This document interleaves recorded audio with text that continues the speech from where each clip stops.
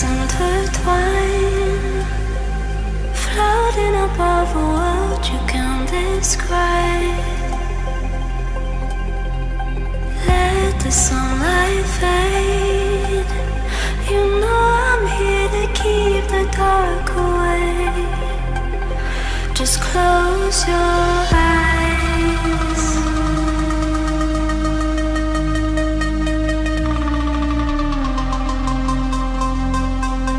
Don't look twice.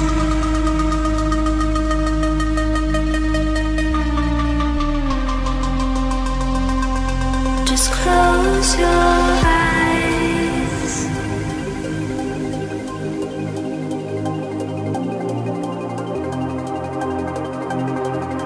Don't look twice.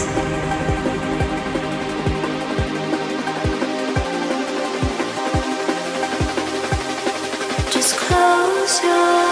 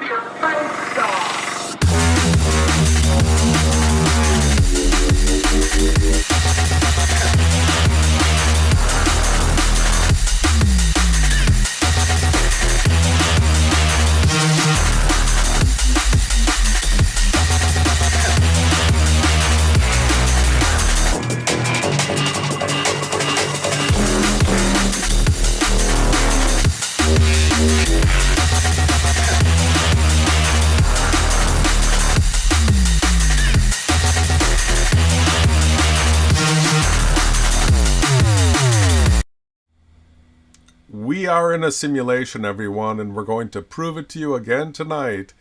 I'm your host, Jason of Awake Souls, and I'm joined by the limitless one, Ronnie Harris. How are you doing, brother? Awesome. Great to be here tonight, and looking forward to the topic. I'm in a great, calm mood, and I'm really looking forward to this. No, it's going to be great. We've gone through this topic before, but we had the Drudge report. Just serve it up to us on a platter again today, where now we're getting to the point where it's just like mainstream news. Oh, you might be in a simulation. Oh, you might be in a virtual reality. We're getting to the point now where it might be foolish to even consider otherwise, and yet they still leave it to speculation. They don't take people to the actual things that you can look at, observe, and test to see that we actually are in a simulation. And those are the things that we've been doing for the last 4 years. So we're just going to continue to re-up it every time this topic gets hot and fresh again. Apparently, it's the goldfish thing. You bring it up, and then 3 seconds later, people forget. But tonight's the night where we're going to bring it up again and make it all fresh and new. Yeah. Just simple, observable evidence that we can all test and verify and do ourselves. That's what we like to keep it simple. We're not about trying to make things as complicated as possible. We're trying to put stuff down in a simple way. So I'm looking forward to it. We've got so many different proofs, just that you can see that there's supernatural things taking place in your reality, right? So, we've got the eclipse shadows, we've got clouds behind the sun, the moon, rainbows, all different types of things. The sun and the moon literally rising up out of the earth, setting into the ground. We're going to be showing you all these different types of things, and the rest is going to be up to you. We can share the evidence that we find, and the rest is on you to verify it, check it out. Also, I guess I should. Yeah, go ahead. I should probably touch upon. So I got locked out of my Facebook account. I haven't blocked or banned anybody. I don't do that. But I do when people get out of hand. My computer crashed. I rebooted, the VPN turned on. They were like, someone's trying to hack your account. We've locked it. Provide this information. And I took the steps that they asked me to. So we'll see what happens. I'm just going to follow the rules. If they take the account, I'll just make another one. They're never going to stop me. But the best thing to do is to always just have a positive mindset, move forward, continue to do the things that you do. If I have to be someone that goes through this to show everybody else that you can survive and get through this, I'll do it. I'm willing to take whatever has to come my way. I'm just going to work harder. And I'm looking forward to tonight's podcast. So I didn't block anybody. Okay. There'd be a reason. They locked me out of my account and they wanted some information from me. So I gave it to them because I really don't have anything to hide. Like, if people think that the NSA, CIA, all that, they don't have the information on you, you're crazy. They know everything. They can listen to everything at all times. We don't agree with that, but I don't have anything to hide, right? Everybody knows Ronnie Harris. I'm going to be back. So keep a good, positive attitude and do what you can. Fight for truth. Just fight for truth, because if I was there watching, I'd still want to see it. So just keep it up, like as if I'm there with you guys. And that's it. I don't want to bring it up anymore. I just wanted to get that out right away. That is a great attitude to hold, brother.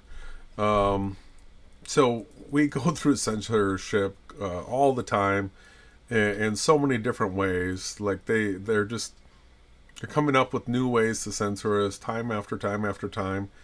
And so a lot of people that are ego-driven are susceptible to being knocked out of the game when they get censored like this. So I know I hear it from you, and it's that drive, it's the motivation to just continue to go forward, lay down the timestamps, just put them out there regardless of how many people you're shown actually see it or react to it or something like that. Just let that part of it go and just keep putting it out there.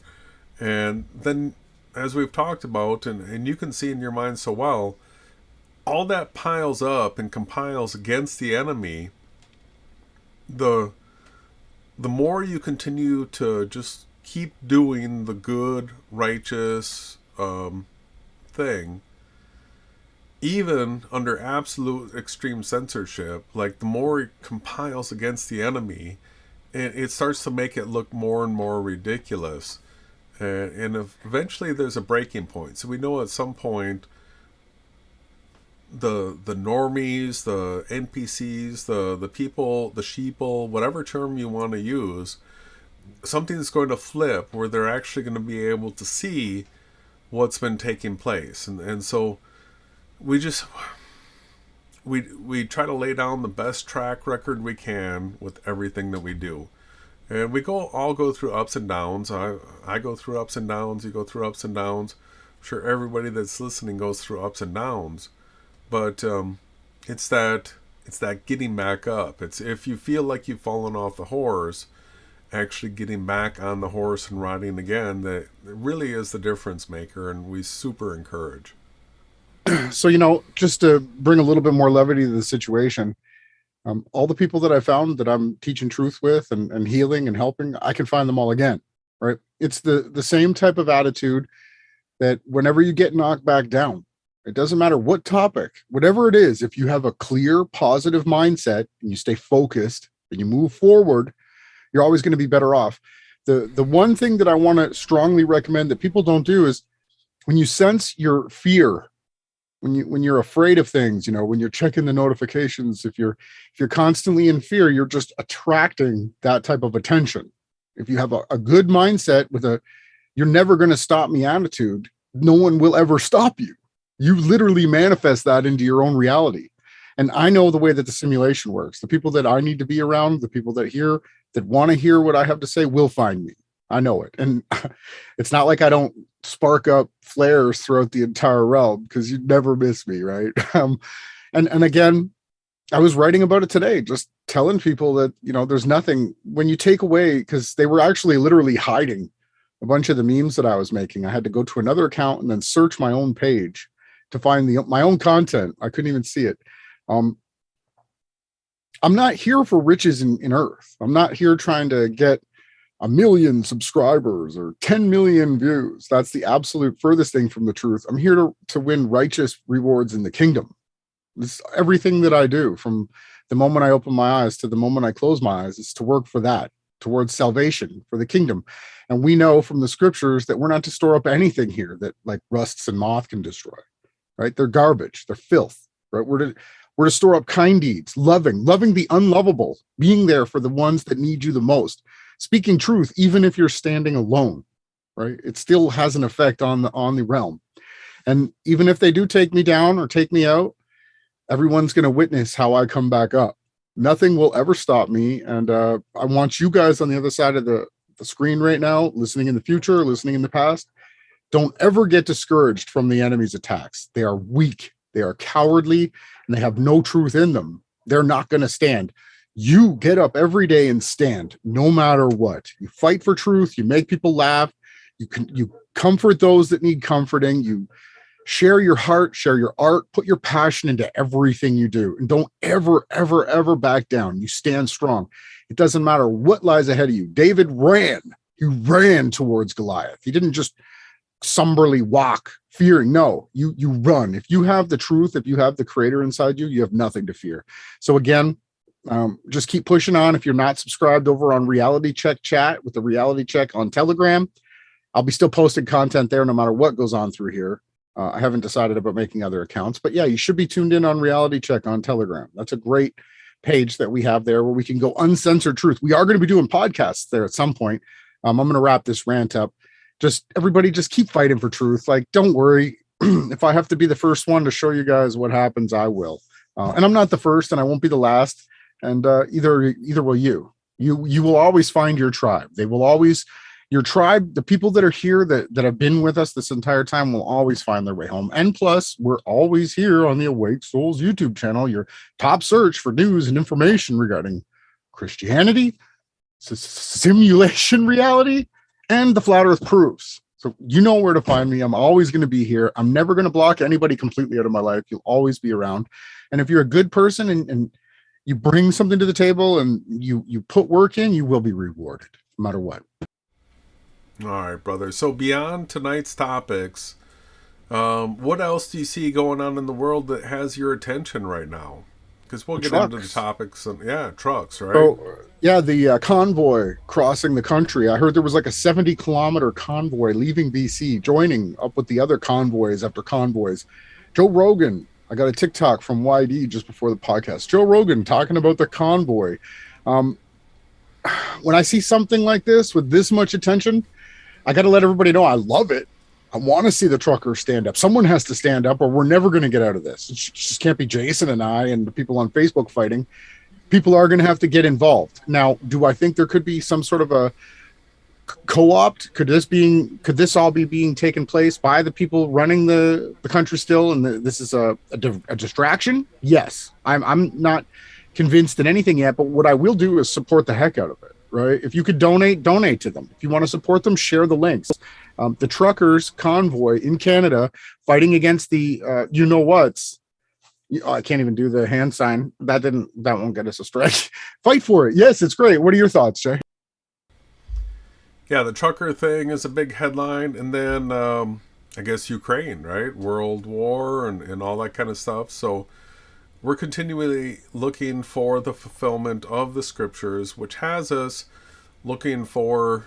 So when when the second seal is open and the red horse rides, peace is taken away from the earth, and it's generally understood that this is war. So we're going to have headlines of war, and, most people are familiar with headlines of war. We went through the, Middle East wars a couple of times, right? But these weren't considered world wars. I don't think most people that can tune in and listen to these hangouts would actually be too familiar with world wars. So there's a time, a generational gap. The world leaders, New World Order, actually spans these things out over a certain amount of years so that one generation falls off and then they'll do something again for the next generation. And they do things in certain orders and increments because of like their metrics, the things that they've calculated. It's part of their strategy. So we're coming into that time period where the generation of Israel, when we saw that nation formed, right now we're over 70 years that Israel's been a nation. And so the gap in the scriptures that we're looking for is between 70 and 80. That's really the window that we're given in scriptures. So now if you add a 7-year great tribulation to this whole thing, if you go from 80 years, you take out the last 7 as being great tribulation, that means that at 73 the great tribulation would begin. So we're really coming into that this spring. This is a real hot time bed that we're looking at. The last Passover that's going to be able to take place. Actually, yeah, so it would be like the last festival. So these spring festivals coming up this year will be the last time, where if we go into the fall festivals, now all of a sudden Israel's going to be 81 at that point. So we're really paying attention to this spring festival season, which is coming up in April. And, from now until April is from what we're seeing in the headlines, is the chance that we're going to have world war. Now, understand that we've been calling out how war is a hoax, how things like Pearl Harbor and stuff like that. We've seen our psyops. They had camera angles from everywhere. It was a Hollywood production, just like the moon landing. So we've seen Hollywood production after Hollywood production as far as war is concerned. At some point, are we going to actually see a real slaughter? Well, if it goes into the biblical fulfillment of this, then yeah, the scriptures do talk about how sword's going to rise against sword, brother against brother, all these things. And so it's going to be interesting. If we start hearing about war, we're going to be checking to see, is this the real thing? Are people actually dying now, or is this more theater? We're always looking to call out the Freemasons whenever they're pulling a psyop. So it's nation against nation, brother against brother. And then there's going to be great famine and pestilences, actual pestilences. None of this hoaxes stuff. Real stuff is going to take place. And we're already seeing the beginnings of it. The great pressure and the tribulation that's going to be put upon the people.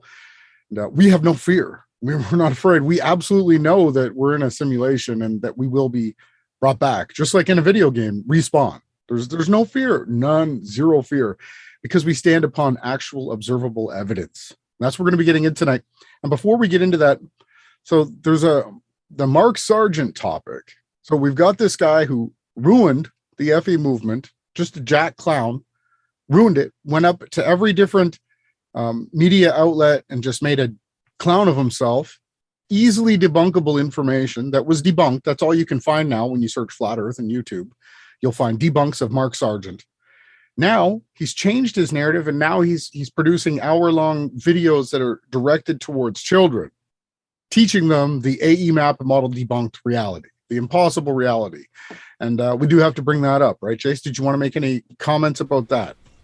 Yeah, well, it's just over and over we've pointed out how so many of the characters within the fake Flat Earth, the people that are taking leadership roles, they get tied into pedophile networks, and they get tied into homosexuality and transgenderism and being Freemasons or Knights Templars or Rosicrucians, being part of the mass media TV, being failed actors, all these types of things are things that end up being associated with the leaders of the fake Flat Earth. And so because we've covered this so many times from so many different aspects and so many different people, now when Mark Sargent comes out and he's making kid content, right? This is supposed to be for young adults, kid content. It definitely makes the hairs stand up on the back of my neck and makes me growl a little bit, because he's the guy that when he was doing his sex tape, whatever, with, what was it? Orphan Red and some other girl. Yeah. He was so uncomfortable doing that whole thing. It was weird. It was really weird. And we've pointed out these aspects of Mark Sargent over and over and over. The fact that he was connected to Pat Steer, somebody that associated with mid-20 guys and crazy, really, really twisted, messed up people. Like you guys have to do their own research. Yeah. But the key to point out with the whole entire thing is, yes, do you want your children to know the truth? Yes. Do you want any of these people teaching them? No. Right? You, the parent, you learn and you come up with the teaching. And it's simple, a bathtub, a lake, a pool, a glass of water. It's flat. You can teach kids about how the water's flat. You can do experiments and things like this. This is what you do. Keep them away from anybody that's involved with the fake Flat Earth movement. In my opinion, you need to be as far away from them as you can. Now, are there good people that are in that mix? Probably. I'm not going to broad brush everybody and say they're all wicked, evil people, but Mark definitely is. Everything that he's done, we could go in hours and hours talking about this. I worry. I worry whenever I see that the Friend Finder app that he created and all this other nonsense. Now they're going after kids. And, if you look into the video, there's symbolism in there. He's got the donut symbolism. There's all kinds of stuff that just alarms go off with me. I'm protective of what I love. Very, very protective, right? People don't know me because I'm like a teddy bear all the time until something that I love is being threatened. Then I change. And I see innocent people in the possibilities of being threatened. So we do have to call that out. But we got so much content. Not so much, but enough links tonight. Jason's going to be running most of the presentation. And I'm just looking forward to it. And I'm going to try not to get angry and all fired up, because I do get a little fired up when we start talking about the reality, because I really want everyone to check their reality, because your worldview, who you are, how you got here, where you're going, what you see around you is very important. It's your foundation. It's some of the most important things. And we are here to free you from what you've been indoctrinated in, which is something that suppressed who you are.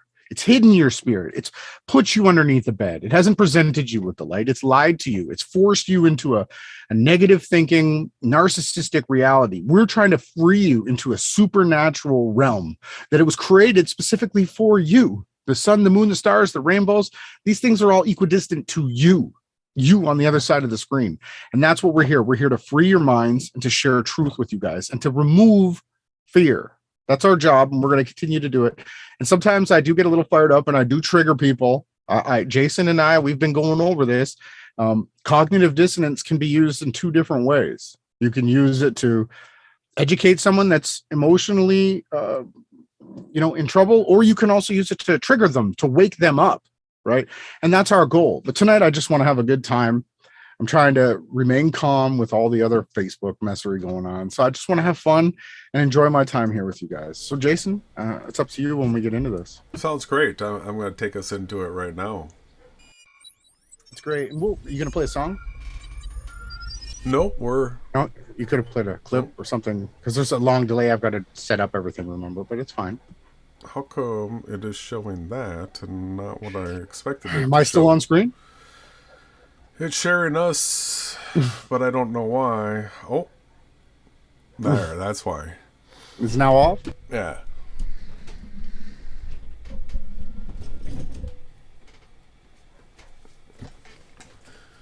Yeah, so thank you everybody for joining. We're just getting into screen share mode now. Gotta get a few things out of the way.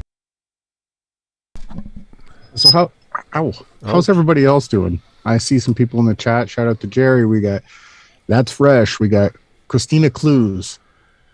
We got Joseph, obviously YD. I seen Seth earlier. We got Mimi here. How's everybody doing? You guys having a good week? It's Wednesday. We're almost through the week, right? Thank you guys for joining. I can see the chat a bit better now. And this is going to be great, you guys. We got so much great stuff lined up. We're going to keep it nice and simple and just show you guys stuff that you can go out and check for yourself. I think Jason's getting ready now. Yeah, so this is what we were just talking about. This is the new Mark Sargent video, the Flat Earth Kids Show full version. And so this is content directed at children. And then here we have the main issue. The main issue here is that they're teaching an impossible model of Earth, absolute impossible model of Earth. So it's all the Muppets and puppets and stuff like this. And occasionally you're going to find a decent non-spinning, non-curved Earth truth. But then to put something up like this, it discredits the entire thing. So I just want to point out something right here. So right now we have the sun and moon at opposition, right? So what cycle of the month, what moon phase would be at right now? What? That's the 15th. Yeah, 15th so day of the month. This would be full moon, right? So when the sun is setting, the moon's rising, and the moon would be full. But look at what happens here, everybody. The sun and moon would be in opposition like this. The only side of the moon that would have a full moon, you would have to be north of the moon. Right? So in this model right here, anytime you were south of the moon, let's say you're south of the equator, you're in South America, you're in South Africa, you're in Australia, they never get to see a full moon in this model. Do you see it? Mm-hmm. Do you see it? So the sun is lighting up the side that's facing north here. The backside of the moon has no light to it.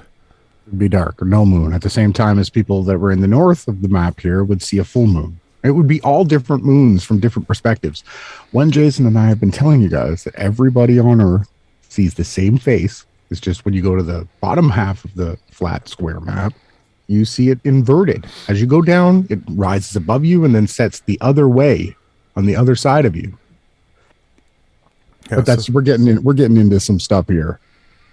Yeah, no, I do plan on making a video about this because somebody came out and tried doing a similar thing, and really as soon as you start looking at moon phases, right, so if the moon was just in front of or just behind here or lined up with it, then we would be calling it a new moon in this model, and then it has to be opposing here for the full moon, but then nobody south of the moon gets to see any moon at all right? You just see the dark side of the moon.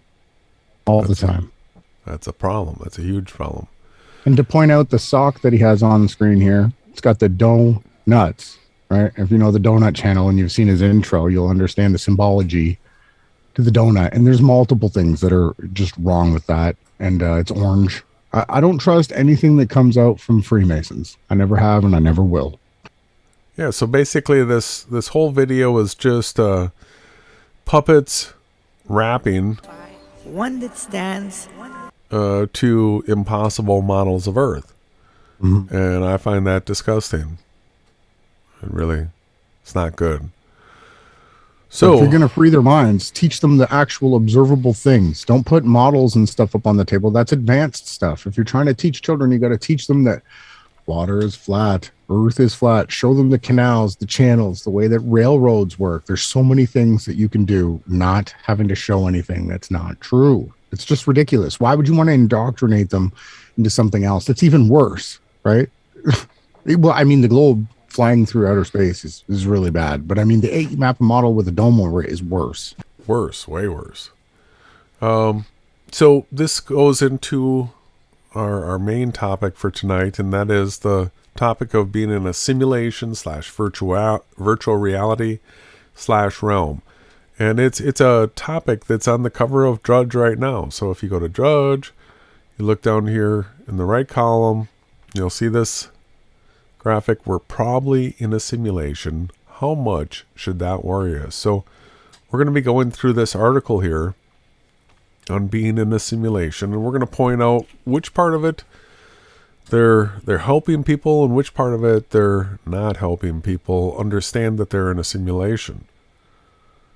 So this article is actually was posted to the New York Times first, and here we have it on this website that Drudge linked to, and it says, imagine that when your great-grandparents were teenagers, they got their hands on a groundbreaking new gadget, the world's first fully immersive virtual reality entertainment system. These weren't those silly goggles you see everywhere now. This device was more Matrix-y, a stylish headband stuffed with electrodes that somehow tap directly into the human brain's perception system, replacing whatever a wearer saw, heard, felt, smelled, and even tasted with new sensations ginned up by a machine. So this is the aspect to being in a simulation / virtual reality, that they're taking it to a body sensor, right? That's fine. That somehow imagine yourself being able to be plugged into a computer where you could now go into a computer avatar body in the world, where that body, as it walked around, could see everything, smell everything, hear everything, taste everything, feel everything that we do, right? Through those data streams that we get to experience this world. So it goes on, the device was a blockbuster. Magic headbands soon became an inescapable fact of people's daily lives. Your great-grandparents, in fact, met each other in headband land, mocking it, and their children, your grandparents, rarely encountered the world outside it. Later generations, your parents, you never did. Everything you've ever known, the entire universe, this is a loaded word right here because it makes people think of outer space and planets and crap like that. Everything that you see and experience, we'll say, the entire experience you call reality has been fed to you by a machine. This, anyway, is the sort of out there scenario I keep thinking about as I ponder the simulation hypothesis. We're going to do away with this hypothesis aspect to it. It's provable. The idea, lately much discussed among technologists and philosophers, that the world around us could be a digital figment, something like the simulated world of a video game. So this is what we've been promoting for the last 4 or 5 years. And now it's starting to get popular again with the mainstream. It says the idea is not new. Exploring the underlying nature of reality has been an obsession of philosophers since the time of Socrates and Plato. Ever since The Matrix, such notions have become a staple of pop culture, too.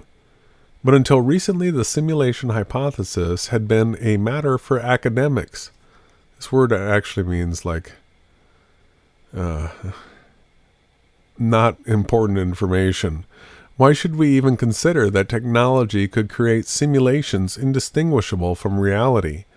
And even if such a thing were possible, what difference would knowledge of the simulation make to any of us stuck in here and now, where reality feels all too tragically real? So here's a question. What difference would the knowledge of the simulation make to any of us stuck in here and now? That's a huge question. Yeah, because the article says, how much should that worry us? Worry. They want to make you fear. But no, this is freeing your minds, right? Guess what a simulation has to have? Guess what? There's one really important thing that a simulation needs that the supposed Big Bang universe doesn't have. Right? That's a creator. It's a creator. If you're in a simulation and you find that out, you better think to yourself, who created this simulation, right? Why am I here? Why am I in this game? Did I just put a quarter in and I jumped in? No, you obviously are here for a purpose. So it's not fearful. It's comforting. It's truth. And the reason why that this article is out is to do damage control, because when scientists started figuring out the symbiotic relationship of this reality, they started to realize, oh, we have a problem. Every time science tried to say, oh, the Hubble effect, the universe is expanding and the darker red lights are further away. And then all of a sudden, Halton Arp comes along and debunks it with a quasar that's local, that's redder than the distant stars. Thus then saying that, guess what? The universe isn't expanding. So then they came out with relativity, right? They proved that the Earth wasn't moving with Aries failure. He failed to prove the Earth was moving. So they came out with, everything's relative to everything else. Really what they're hiding is that you are in a supernatural realm, right? Where you're being bound by your thoughts, by the way that you live your life. Every single facet of your life is being controlled by this type of propaganda that we're going through right now. Yeah, so manifestation is a huge topic when you start considering being in a virtual reality. And so there's a bunch of spiritual teachings that have taught that the things that you put your mind to, the things that you hold in mind, they tend to manifest. And it's a truism. It is. Like anybody that's ever tested this understands that the more attention that you put to something, the more likely it is that is going to be the outcome. So now all of a sudden, control of mind within a simulation is huge. Right? If you're going to be affecting outcomes of things based off of the way you perceive the world. So having the most accurate knowledge of the nature of reality, of who created it, of what his will for us, all these things, the more in tune, the more aligned you are with those truths, the more efficient, the more effective you're going to be in this world. So yeah, there's a huge upside to understanding the nature of reality. If your take on the world is that you came from nothing, you have no creator, you don't answer to anything, and you only live once, that puts you in a position where if you knew the truth about all those other, those things mentioned, you may have made wiser choices. You may have. True. Right? You will when you have the full understanding and picture. Well, if you're a good, smart person, not everybody is. True. For these reasons, I have set out many of the debates about the simulation hypothesis that have been bubbling through tech communities since the early 2000s, when Nick Bostrom, a philosopher at Oxford, floated the idea in a widely cited essay. Yeah, we read it. Yeah, we've gone through the Nick Bostrom, and this is just a speculation, a mind exercise. Yeah, he again takes it to some teenager in the future created this thing so he could torture people or something. They don't give it to you the actual truth of it. It's a psyop. But a brain-bending new book by the philosopher David Chalmers, Reality plus Virtual Worlds and the Problems of Philosophy, has turned me into a hardcore simulationist. Really? Hardcore. Hardcore. Haven't bumped into you, and we're pretty hardcore, right? After reading and talking to Chalmers, I've come to believe that the coming world of virtual reality might one day be regarded as every bit as real reality. If that happens, our current reality will instantly be cast into doubt. After all, if we could invent meaningful virtual worlds, isn't it plausible that some other civilization somewhere else in the universe, loaded word, might have done so?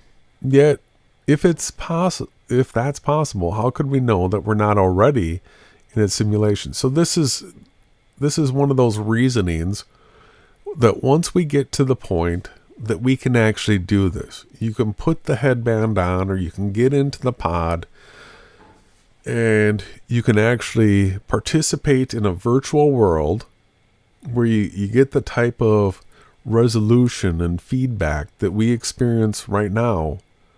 Once we get to that point, then wouldn't people be thinking to themselves, well, if we can do this now, isn't there a chance that this has been done already? So we're getting close to that time period. That's the reason why the closer and closer we get to it, the more and more they have to talk about this, because it's inescapable, right? The conclusion seems inescapable. We might not be able to prove that we're in a simulation. Well, we actually can. Wait a minute. Right? Yeah, this is the other problem that we have with all these other scientists. All of them that come out and theorize and thought experiment don't ever show you any of the actual evidence. Okay, and that's what we're going to do. But at the very least, it will be a possibility that we can't rule out. But it could be more than that. Chalmers argues that if we're in a simulation, there'd be no reason to think it's the only simulation. No, there has to be more, right? Oh, yeah. Oh. In the same way that lots of different computers today are running Microsoft Excel, lots of different machines might be running an instance of the simulation. If that was the case, simulated worlds would vastly outnumber non-simulated worlds, meaning that here we go. Just as a matter of statistics, it would be not just possible that our world is one of the many simulations, but likely, as Chalmers put it, we are probably Sims. So this... Okay. Hang on a second. Hold your thought. Before you get to that, I want to talk about the statement prior to that. Okay.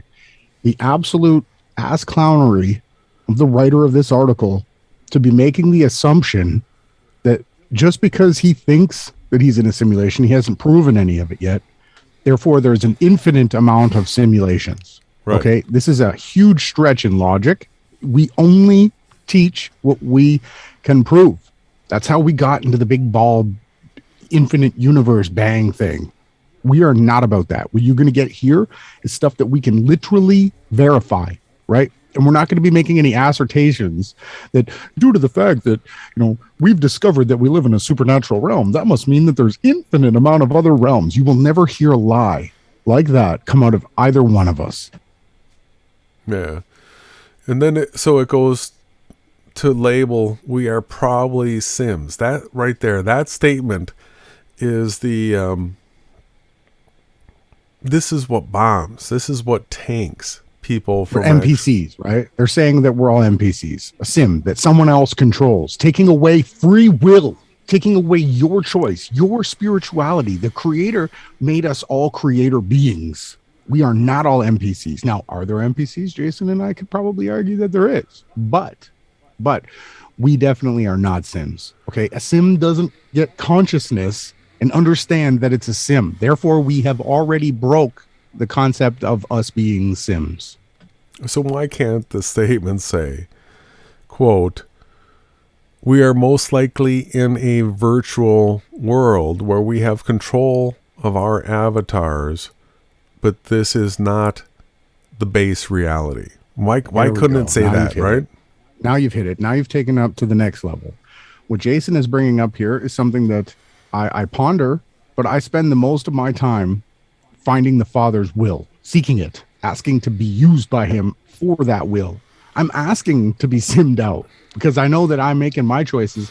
They're not always the best. But the truth of it is, we just have to continue to fight against these manipulations, these fears, all these lies. Like, why do they take it till we're probably NPCs? Okay, my last point here, anyone that's ever played a video game like NHL or Madden or I don't know, Angry Bird, has there ever been a character in those video games that said, "Hey, Ronnie, can you make me go a little faster today? Or can you slow down? I had a hard night last night." Right? This is something that's impossible. So for the very fact alone that I can say that debunks his entire article. And then it goes on. Chalmers is a professor of philosophy at New York University, and he has spent much of his career thinking about the mystery Thinking. of consciousness, right? Oh, it just gets better. He is best known for coining the phrase, the hard problem of consciousness, which roughly is a description of the difficulty of explaining why a certain experience feels like that experience to the being experiencing it. Don't worry, if this hurts your head, it's not called the hard problem for nothing. No, he's trying to make it hard. Okay, it's simple. What we're showing you is simple. Yeah, so the hard problem of consciousness is that so many people have experienced OBEs. They've experienced out-of-body experiences. They've had lucid dreams. People have experienced near-death, NDEs, near-death experiences. These things where people come to grips with the fact that their consciousness is separate from the body, because their consciousness actually goes outside the body and experiences the body from a third-person perspective. Yes. It's just crazy the way that this narrative has been craftily. Sometimes I wonder if they don't put like a bot. This is fake. We're getting this from a sim. What we're telling you is the actual consciousness. So Chalmers says that he began thinking deeply about the nature of simulated reality after using VR headsets like the Oculus Quest 2 and realizing that the technology is already good enough to create situations that feel viscerally real. Are you kidding me? The simulation itself gets stronger over time, certain things. Right? Humans have never created a plane or a car that got better over time. Right? Never. But this article is claiming that, the simulation that he can go into in his Oculus is as real as the experience that he has in real life. Absolutely lies. No, because to this point, they don't have the ability to make you smell and feel. Taste. They do have those feeling suits, but we're not going to get into that. This isn't an R-rated hangout. Yeah. It's just ridiculous at the concepts that they're putting forth here. If you can't see it, you got to be able to see it. Virtual reality is now advancing so quickly that it seems quite reasonable to guess that the world inside VR, virtual reality, could one day be indistinguishable from the world outside it. Agreed. Chalmers says this could happen within a century. I wouldn't be surprised if we pass that mark within a few decades. Interesting. Can I get you to pause? Yeah. So Society's Rejects has got a great comment here. Unless it was, so we were talking about the Sims waking up to being Zims, kind of like the Pinocchio story, which all the fairy tales and stuff like that, they do take a little bit of truth. Unless it was programmed into NPCs to be aware of thought experiments and philosophizing about being or not being an NPC. You can know if you are sentient personally and no one else's status. That's sort of what's that, solipsism? But really, if you're programmed to be able to think, right, you're not an NPC. You're not a sim. You just, you explained it in your own comment here. If the creator made us to have awareness, we're created aware, right? We're not a non-aware being. All right. So he eventually gets here to the profound question of whenever it happens, the development of realistic VR will be earth-shaking for reasons both practical and profound. The practical ones are obvious. If people can easily flit between the physical world and virtual ones that feel exactly like the physical world, which one should we regard as real? That's still a decent question there. Which one should we consider real if they feel identical? Yeah, well, we're nowhere near that. We're nowhere near that. Elon wants to plug us in, right? Make us a little step closer. Yeah, like the pig, the doop, doop, doop, doop, doop. That was hilarious. I don't know if anybody missed that podcast. You might say the answer is clearly the physical one, but why? Today, what happens on the internet doesn't stay on the internet. The digital world is so deeply embedded in our lives that its effects ricochet across society. After many of us have spent much of the pandemic working and socializing online, it would be foolish to say that life on the internet isn't real. That's real. It's real. See, this is one of the things that when we start talking about simulation, you have those people that say, this is real, this isn't real. Is real, isn't real. The same would hold for V.R. Chalmers' book, which travels entertainingly across ancient Chinese and Indian philosophy to René Descartes, to modern theorists like Bostrom and the Wachowskis, the siblings who created the Matrix. Is a work of philosophy, and so naturally he goes through multi-part exploration into how physical reality differs from virtual reality. His upshot is this: virtual reality isn't the same as ordinary physical reality, but because its effects on the world are not fundamentally different from those of physical reality, it's a genuine reality all the same. Thus, we should not regard virtual worlds as mere escapist illusions. What happens in VR really happens, Chalmers said, and when it's real enough, people will be able to have fully meaningful lives in VR. So, wow. This is the statement that debunks all the other statements that, oh, we're just a sim, or, oh, yeah, you're an NPC. So what happens in a virtual world actually happens. So if we're talking about right now, we're in a simulation, everything that we do and say, the things that we build, every single one of these things has a impactful event on the outcome of everything in the entire world. None of it's not real because we're in like a VR world. And so that is a true statement. Well, you can look at it like we're in a game and the consequences are eternal. Very, very real. To me, this seems self-evident. We already have quite a bit of evidence that people can construct sophisticated realities from experiences they have over a screen-based internet. Why wouldn't that be the case for an immersive internet? This gets to what's profound and disturbing about the coming of VR. The mingling of physical and digital reality has already thrown society into an epistemological crisis, a situation where different people believe different versions of reality based on the digital communities in which they congregate. So this is something real that's taking place right now.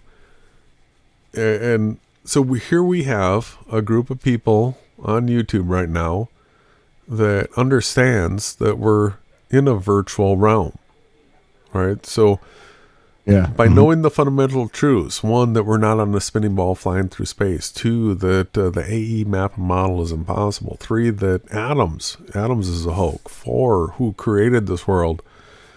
You know, these types of fundamental truths, from that paradigm of understanding reality, we see the world differently than the other people that have false interpretations of what this world is.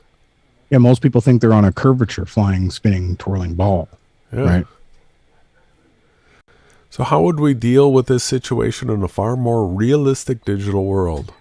Could the physical world even continue to function in a society where everyone has one or several virtual alter egos?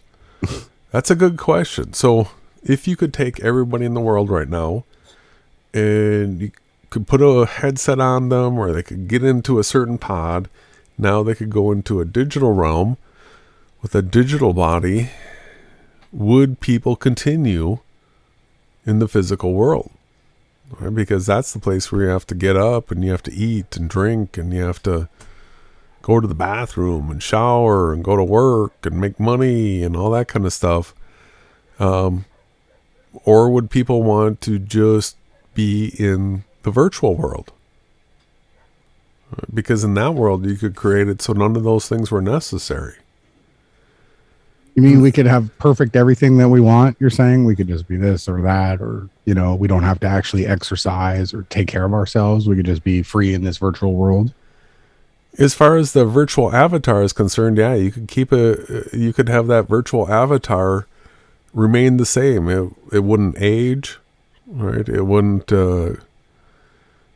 get weak if it didn't have food, because all that kind of stuff is programmable. It's the physical body that that requires those things to continue on. So could you lie in that bed with the headset on and continue to live? Well, no, actually, eventually you would, that avatar body that you're in right now would weaken and atrophy and die. Yeah, yeah. And to touch upon the alter egos, something that Jason and I did really quick, at least Jason was already ahead of me. We separate our channels, the Limitless, Ronnie Shine, or, you know, Jason, you know, Mountain Laufenberg or whatever, and Awake Souls. We separate ourselves from that. We share our true names, who we are, what we look like, what we do. Whenever you have alter egos created, you tend to get stuck into the ego, right? And the best thing is to be founded in who you are, what is real, what you are, and work on that, become the best version of yourself, not to become like some alter ego, just constantly, even if it means you have to go through just the cold, hard truth of what it is, right? Like, you can't change certain things about yourself, so we don't need to plug into machines to change those, right? In due time, we will all be given exactly what we were supposed to have. We will all be created the way that we're going to be. We just have to get there through the righteous path. And so it ends, I don't know. I don't have a lot of hope that this will go smoothly, but the frightening possibilities suggest the importance of seemingly abstract inquiries into the nature of reality under virtual reality. We should start thinking seriously about the possible effects of virtual worlds now, long before they become too real for comfort. Well, you're a little late, because we're in one of those already. Yeah, true. And we can prove it. So the article ends with the office hours of Farhad Manjo, and it says Farhad wants to chat with his readers on the phone. I would love to chat with this guy. He said he dove into this, but I can't be. Oh, it didn't let me through before because paywall. Oh, there it is. You've reached. Hey, you can't call him right now, man. Come on, he's gonna answer your call at 9 Central.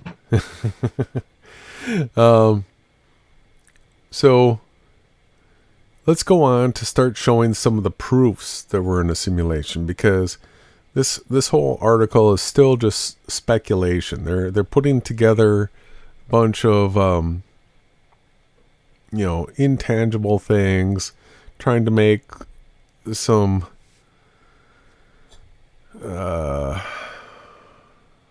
what's the term that they're trying to? Your talking point? Yeah. It's all speculative. It's always this mental thinking thought experiment that he said like 10 times in a row, thinking. I was thinking. I did some serious contemplation thinking. So I think one of the easiest ways to actually prove that we're in a simulation is for everybody to become aware of these things. Eclipse shadows. This is something that when we went to the Great American Eclipse, we were clued into it as being a real thing. And so we took a couple white sheets along with us, and we laid them out on the ground underneath a tree. And so we recorded the eclipse, and then we also paid attention to the eclipse shadows. And this is what you get, everybody. We can testify to this. We're two witnesses to this being a reality. During a total solar eclipse, you're going to see shadows like this. Well, what's so special about a shadow like this? Take a look at it. So these crescents that you're seeing right here, that's light. That is light. This is all light. And it's the shape of the eclipse. So when this is supposed to be a shadow, what we're actually getting is positive light. There is absolutely no way in the world that you can replicate this. You can't put a light in front of something else and then get positive light as the shadow. The shadow is always a darkness being cast, right? In this case, it's flipped, where the light is, the shadow is actually light. So this is a negative image. It's in every single one of these cases, the light is what's prominent. You're getting positive image of light when this is supposed to be a shadow. The light's supposed to be hitting the tree leaf, and it's supposed to be a shadow against the wall. Instead, we have light. It's not uncommon. It's something that all you have to do is go to a total solar eclipse, and you can test this out for yourself. Do you understand that you cannot set up a situation? You cannot set up a situation where you can cast light as the shadow. It doesn't work in the reality that we've been taught, the atomistic reality. We always understand that the light hits an object, and then behind that is a dark shadow. Here we have the light hitting an object, and it's being cast through as positive light. So these were the shots that are in the thumbnail tonight. Absolutely wonderful examples. Let me open. So again, I'll just slow this down a bit. When we went to the Great American Eclipse, we put the white sheets out. We filmed this ourselves. They're on our channels. And so what happens is anywhere that a shadow would be, you actually have the shape of the eclipse. It works in a reciprocal way where it's doing the 180 of what we're used to.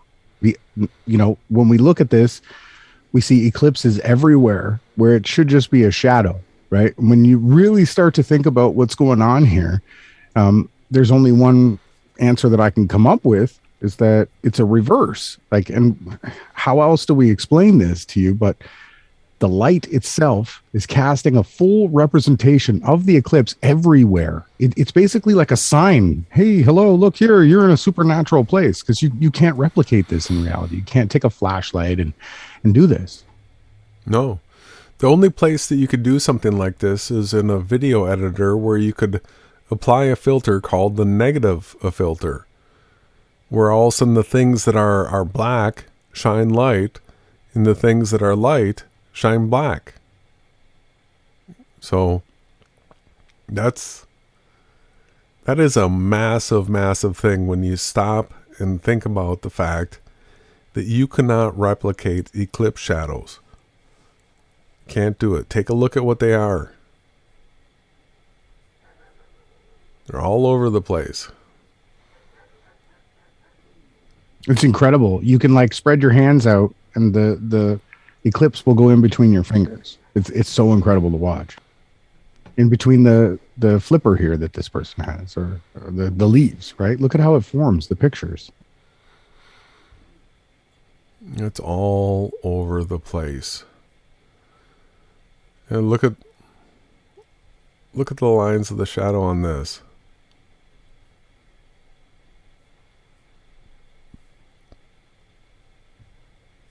How come it's so big? It's crazy. It's awfully big. Hopefully everybody's figuring it out and understanding what we're showing here. Yeah, you're supposed to go full screen, I think, for this section. Yeah, I will go full screen. But look at these eclipse shadows across here. Positive light, positive light. All these circles, these are shadows across the corner of this foundation. You can't do that, everybody. You can't do it. It's one of those things where the creator has left a calling card for truth seekers, where once you see something like this, you should be able to understand that the nature of the reality that you've been taught isn't possible. So Let's go ahead and move on to some of the other topics of the ways that you can prove that we're in a simulation. I want to set a little foundation with this modeling right here. This is the Andrew Marsh model that we've been using for some time now. And what it does is it shows the path of the sun around an observer anywhere on Earth, any day of the year, at any time. Not only does it do that, but watch as we adjust the time here. It shows you which direction the shadow is cast and how long it'll be. Now, in order to get these long shadows that you're seeing on the screen right now, the sun actually literally has to be lower than some of these buildings. Has to be lower than these buildings. If you bring it right down to the ground, it's coming up at the ground. As soon as it comes above the ground, this is when you're going to have your longest shadows going off to infinity. Now, when it comes up and overhead, now you can actually see where you are latitude-wise because of the length of the shadows being cast to the north, if you're in the north of the equator. All right, so this path right here will demonstrate that the sun came up from the horizon, came up around south of the observer, excuse me here, and will come down and set at the horizon, again casting off the shadows extremely long. So if the sun was always up in the sky 3,000 miles high and doing circles, you could not have this. You could not have this. It literally has to come from the ground and be equidistant to the observer all the way around. Now, one of the things that you can do with this model is diagram size. So the higher you go, the larger the circle of sight. The lower you go, the smaller the circle of sight. Right, and this right here represents how that works. This is all done on a flat plane, everybody. Yeah, well, let's get into this a little bit further here. So again, this is a 5,000-year-old roughly book. I got the book of Enoch up. And it says here, verse 2, it says, and this is the first law of the luminaries. The luminary, the sun, has its rising in the eastern portals of the heaven. So heaven means sky, right? Jason's looking at the model, and he can show you that there's an eastern side to the model, right? There's the and I saw... You got it up, right? Yep. And its setting is in the western portals of the heaven, the sky, which is the other side. And I saw 6 portals in which the sun rises and 6 portals in which the sun sets. And the moon rises and sets in these portals too. And the leaders of the stars and whose those they lead, 6 in the east and 6 in the west. So again, Jason is showing you, if you could point out the 6 spots, please, that'd be great. All right. So we're at the spring equinox right now. Let's come around to the sunrise. So we know from the scriptures that we've entered the 4th gate right now. That is that center dotted red line. So the 4th gate is 30 days from here to here. So if I move these days, all right, you can see how it ticks through. I'll bring it back up so that we can see a little daylight.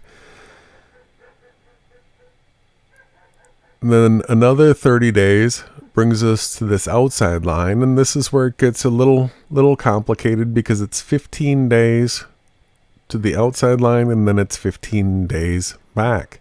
Yes, you've explained it completely. The 2 outside gates are half-sized so that it goes upon its gate and then it turns back upon its course. And to continue with Enoch, it says, the chariot on which the sun ascends, the wind drives, and the sun goes down from the heaven and returns through the north in order to reach the east, and so guided that he comes to the appropriate portal and shines in the face of heaven as well as the earth, right? So, and then it goes on to say, in this way he rises in the 1st month in the great portal, which is the 4th. Jason's showing you the 4th. And in that 4th portal from which the sun rises in the 1st month are 12 window openings from which proceedeth the flames of the sun. And this is how the heat and everything is moderated. And it says, when the sun rises in the heaven, he comes forth through the fourth portal 30 mornings in succession and sets accurately in the fourth portal in the west of the heaven.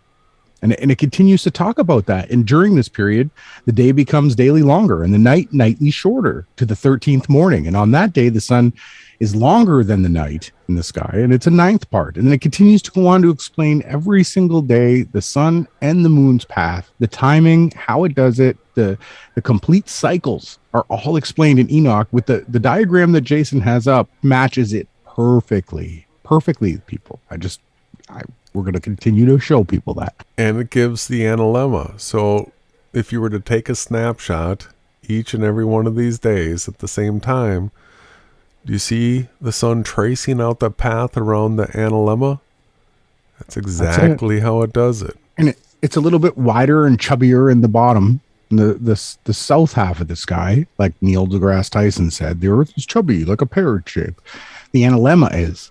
The sun's path is a little bit chubbier. It's oblate, and its oblateness tends towards the south. You can see how the path works. It's all laid out right here.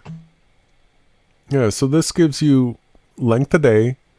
So take this to winter. You can see that when it's out here, here's your shortest day. As I run the day, like that's the date, the time. Yeah, you're running the month.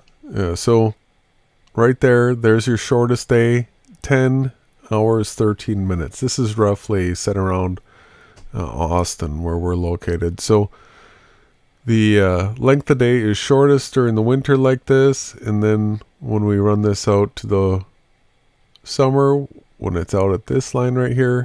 Now we're in the 6th gate, and we were in the 1st gate. Yep, and now we're at 14 hours and 4 minutes. So the sun, as it states in Enoch, it always has the same speed, right?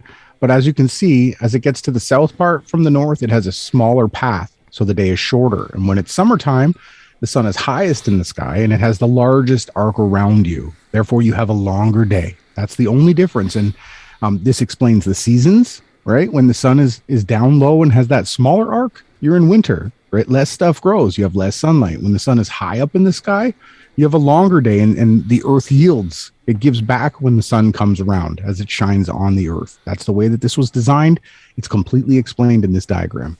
And because it's provable, absolutely provable, that this is the way that the sun and moon and stars operate around the observer, this is absolute proof that we're in a simulation, because this circle of sight right here cannot be any larger than the distance that any person on the ground can see to the horizon. So if I move this out into the middle of the United States right here, all right, you can't see the East Coast and you can't see the West Coast from right here. But what you'll see is something like this, where let's go ahead and make our diagram size a little bit bigger like this. So if this is a city down here like this, you're going to see out at the horizon, this is going to be based on your elevation and the elevation of the objects around you. It's going to be anywhere from 3 miles, and that's with nothing in the way, to maybe 10, 15 miles. The amount of times that you can actually see 20 miles, people, it's rare. You really need to live out in a place where you're up in some serious hills to be able to see that kind of distance. So if you can only see 20 miles, but yet you see the sun coming up at the horizon just 20 miles away from you and actually coming up and rising like this. Let's get down here into the city a little bit, try to experience this like you're down here on the ground. So at sunrise, you're going to watch the shadows, the sun comes up, and you can test all these shadows. All right, the sun comes up, you actually have to look up super high above your head. All right, you can't even have to back out this far so that you can actually even see the path. So the sun's going to come around you. Now we'll be able to see it again as it's coming down. is going to come down and sit like this into the ground, be it land, be it water, out at your horizon. So for each observer, this is all taking place everywhere around the world. And what happens is, if I move this to the east, look at what's happening. What it's doing is it's just showing the timing. It's bringing the timing down. If I bring it to the west, it's going to bring the timing back the other direction. So the timing of when all this takes place is based on your longitude. Now the angle that the sun rises and sets at, that's going to take place based on your latitude. The farther north you are, lower all this is going to be happening to the horizon. If you're down at the equator, it's going to be going around you like this. This is a trip. So you're down at the equator, and so at the equinox, the sun's rising due east, setting due west, from horizon to horizon, circling around the observer like this. And this is the full path that the sun can take throughout the year over people down there at the equator. Right, this would be awesome. But then as you go south, it then circles the other way around. So as you come down here, it's just like the north, except now we have to turn around, and this, with the sun rising in the east and us facing north, it's going to look a little different. For all of us northerners, you gotta see what's going on here. Now, when you're facing north, you're going to be looking to your right, over your right shoulder, to see the sun rising. You're going to see it coming around north of you, and then setting over here. Now, if we take this to a date like we are right now, let's go to, what are we, January 26th. So you can see the sun's starting to come back right now, but still, when we take a look at this from the center of this diagram, you can see that at sunrise, it's coming up from way south of east, super south of east. It's coming up, circling around the observer, and it's going to come and set way south to the west. Whatever latitude that you're at in the north, if you take that same latitude in the south and you just go 6 months out, it's going to be the same. They just mirror themselves. That's how it's set up. We can prove it to everybody, and this right here is proof that we're in a simulation. So I just want to make a point before we get into our next footage, that when the sun is coming up, because it is coming up right from the horizon, right at the ground, if it's at a point like this, if there are clouds out here at the horizon, it's going to actually rise up through the clouds, and you'll see them underlit at first, you'll see it go through the clouds, then you'll see it above the clouds, and then it'll make this path over the clouds, and then as it's setting, it'll come back down through clouds that are out at the horizon. At this point here, it's going to underlight the clouds out at the horizon, then it's going to set down into Earth. It's testable, verifiable, repeatable, provable, and proof that we are in a simulation. So Ronnie sent a bunch of links tonight, and this is one that we've gone through before. This is from Listexic. Full screen. Full screen. Let's go full screen. Please.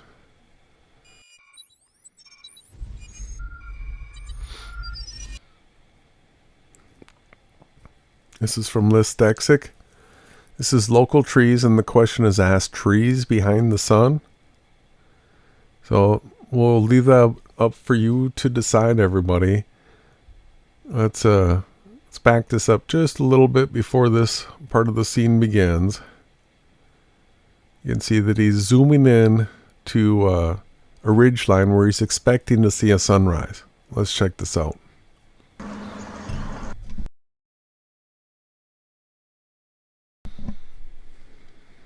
The video stopped. Oh, can I make one more point before we move on? Yes. I know we're already on this, but I just wanted to give everybody just a little bit more. So we have 7 wandering stars in the sky. The book of Enoch explains to us their heights. First we have Saturn, then Jupiter, then Mars, then the sun, then Venus, Mercury, and then the moon, right? This is the height. So they each carve a path like Jason was showing. The sun, you got the sun's path. We should have 6 more if we had that Andrew Marsh program with the stars involved. These 7 wandering ones, right? That's why you can have Venus, Mercury transits. They're below the sun. Venus and Mercury travel below the sun. And then Mars, Jupiter, and Saturn are above the sun. And the moon is the lowest. So we're going to be getting into clouds behind these objects. And I wanted to point out first, so everybody knows, it goes Saturn, the tallest luminary, Jupiter, Mars, the sun, Venus, Mercury, and then the moon. Nothing transits in front of the moon. I just want to make sure everybody gets that. Loud and clear, brother.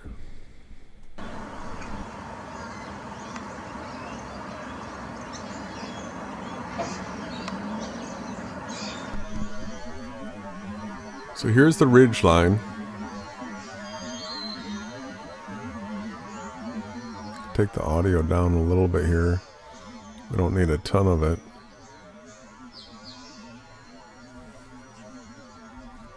So you can tell he has this slow down right now.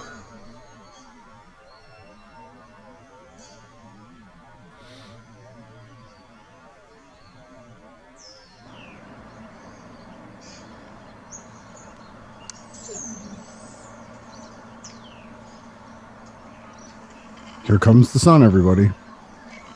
You can hear the birds chirping because they hear the sounds. They see more things on the spiritual realm than we do. Yeah, so if you're just looking at it now, you can see that... Dog.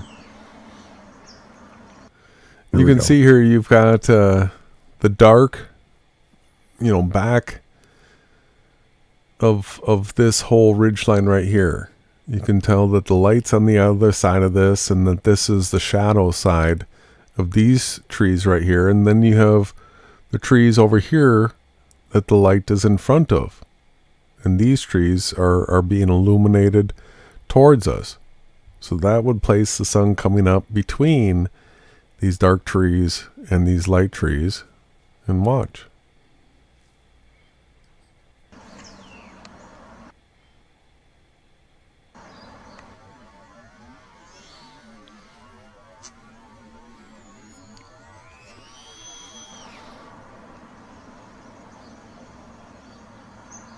Starting to come in, right?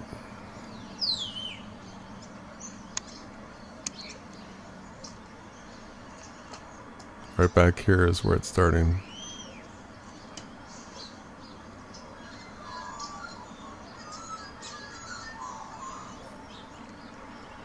Now you can see it starting to split between the trees there on the hill. Yeah, so now you can see the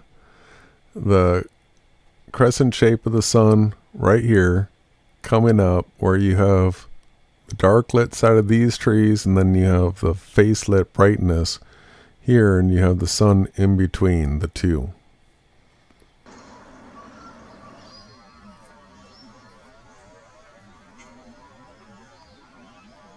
And this type of blue glow and sometimes a green glow is a characteristic that you'll see when you start to zoom in with high zoom cameras of the sun at rise and set.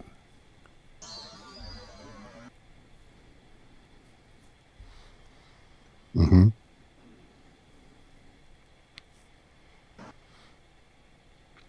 Yeah, look at that. Great work by Listexic. Now you can watch as the circle of the sun becomes larger and larger as it creeps up through this edge here, splitting between the dark back side of this front ridge and the illuminated side of the far ridge. It makes it really impossible for people to understand or think that the sun is 3,000 miles up or 98 million miles away. It's literally coming up. You can see trees behind the sun and trees in front of it. So everything that you see is all happening equidistantly to you. So if you try to run towards the sun here, it's going to move further away. Right? The higher you go, you're also going to have an equidistant perspective to the sun and to all the stars and to rainbows. All these things match. They all match. They corroborate. His dog. Yeah. I think it's a little bit slowed down so that you really can see the impact of the footage. Right? And that's why it sounds a little bit... This is great footage. Yeah, when I show this, I usually get all fired up and I start screaming and yelling. You guys better get this right now. No, this time I just want to chill out with you guys. Look at this, right? This is the type of stuff that when we first got into the movement, like Jason and I met 4 or 5 years ago, almost 4 years, everybody was inspired. Everybody went out and bought P900s was the camera, Nikon P900s. And this was the footage that everybody, because we were saying, everybody get out. And so this guy, he doesn't even speak English. Right, he's Polish, right? Listek, I think, is Australian. Australian, that's right. Naui Jaw is from Poland. Right. And we've got multiple people that have gone out and actually recorded this evidence. It's not been doctored. This is just straight footage that he's crop zooming in on, just enlarging so you can see it. He's showing you both edges of it.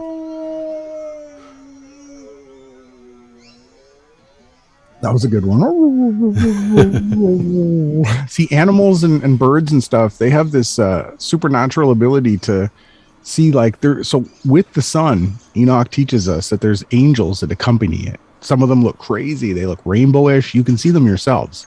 As well, the sun is in a chariot. So when we see sun dogs and other types of things, you're actually getting a glimpse of the chariot, the tabernacle that the sun was placed in. We see evidence of that. But this is just clear evidence that the sun is coming up out of the ground. If you pause it and go back to the Andrew Marsh program before you go back to your whatever you're about to explain, again, show the sun rise from the Andrew Marsh program. So this is from the ground. Here, let's do this over in Australia. I think he's in, was it Adelaide? I think that might be in this area. So they're seeing the sun rise in the east, but that's on their right hand side when they're looking north. And so here's the sunrise where it's out at the horizon, and so it's coming up just like this at that ridge line. All right, so you're down here, you're looking out here to the ridge line, and here comes the sun up. It's just he's got a vantage point where there's a hill and he's got a horizon there. And what he's capturing is what Jason just showed, literally the sun rising up out of the ground just like that.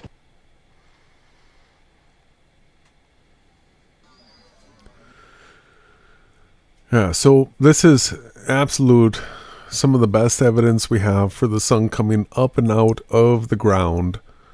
When at that distance, it's land. We've got plenty of examples of the sun coming up and out of the water or setting into the water when a person is out at a large body of water. But let's keep going.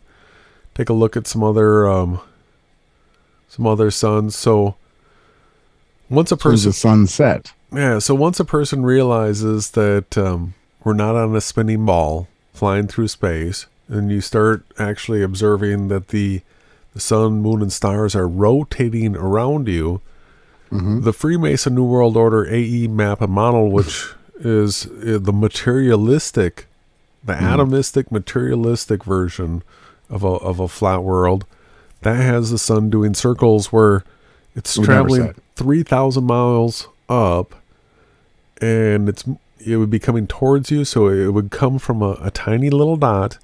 Then it would become its full size when it's at its meridian passing to you.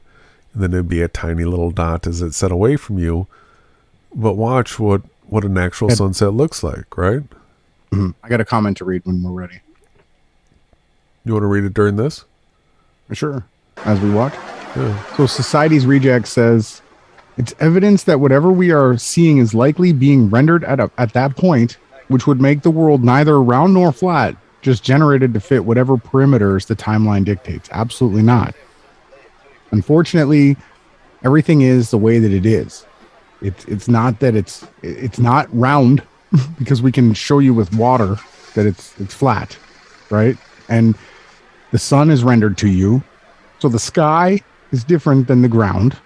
The horizontal plane that we live on is the earth. It's founded. It doesn't move. It stays the same. And everything else circles around us. And it's all equidistant to us. It's not that it doesn't exist or that it does exist. It's been programmed to be there. The sun does it, whether you're there, I'm there, or anyone else is there. It still does the path that it was set out to do. We just witness to it. We can't say that the earth is a sphere because there's no evidence of curvature, and the properties alone of water debunks that theory. So we then therefore can say that yes, it is flat. But yeah, let's get back into this footage. Hopefully I answered her comment or question. Well, in this footage, you'll be able to see some of the other things that we typically see is that it's not always perfectly spherical, and you'll see some droopy edges to it. Yeah, morphing. Where's it going, guys? Where's that going? You'll see these ripples going up or down the sun as it's changing size, and this glow right here, you see what looks like, I call it an energy transfer. Just look at a flash. Look at this haze that's between the mass of the sun here and what looks like a reflection of it below. And look at it come together here. See that? Now all of a sudden it's sort of absorbed into that lower reflection. It's tripping out the photographer. Yeah. Remember, these clips are just on YouTube. You search P1000 sunsets. This is what you get. This isn't a doctored conspiracy aluminum foil hat wearing people. Now he's going to have a little bit of problem with the focus because he doesn't know how to focus manually. Yeah, so autofocus will do stuff like this where all of a sudden it grabbed these near plants and it's made the sun autofocus here, but it still looks distorted. Like, it still looks the same way. It's not changing the craziness of what we're watching here. Again, Enoch talks about the crown of the sun being taken off into heaven as it sets for you. So there's multiple things that take place. So the sun rises, so he also sets. He decreases not and continually is on his course. So wherever you are, someone else has a sun rising. Someone else has a yellow sun. Someone has a pink sky with an orange sun rising. This is all taking place at the exact same time. Then we got a plane in the shot there. Yeah. That's another way that you can prove that the sun goes below things. So this isn't the perfect shot, but if you have air traffic around, let's say you're somewhere near an airport, as the sun is setting, you can actually sit there and watch the planes illuminated on the bottom side. The bottom of the wings being illuminated. You'll see them bright and shiny because the sun is below them. Right now we're seeing the dark side of this plane because the sun's reflecting off the other side. If you were up on this ridge looking back at the plane the other way, you would see it illuminated. Now if the sun's below it and the plane's flying overhead and you see the wings underlit, that is because the sun is below the plane.